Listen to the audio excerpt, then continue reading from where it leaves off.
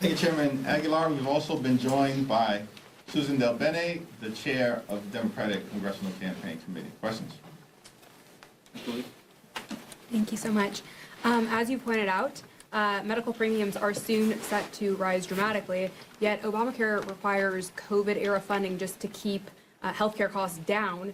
Doesn't this prove Obamacare was ultimately a failed policy fix for healthcare? And how can Democrats be trusted to fix healthcare when Obamacare was ultimately the solution here? The overwhelming majority of the American people, including Republicans, support the Affordable Care Act because it's a vital part of providing health insurance coverage to working class Americans, middle class Americans, and everyday Americans.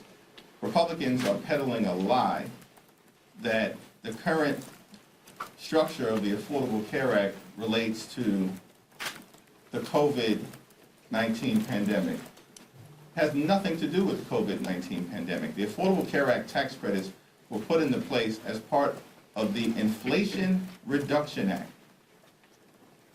That's what we're talking about. Lowering the costs for hard-working American taxpayers at a moment when the Republican healthcare crisis is skyrocketing the cost of living related to premiums, copays, and deductibles.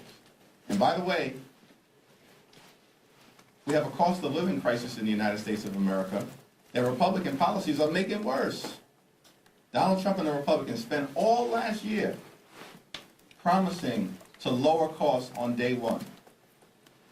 Costs aren't going down, and the American people know it. Costs are going up. Inflation is going up.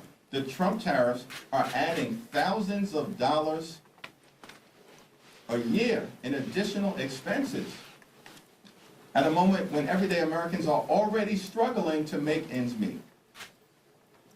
And now Republicans have shut down the government rather than extend the Affordable Care Act tax credits to try to make health insurance more affordable, which is why Democrats are in this fight on behalf of the American people.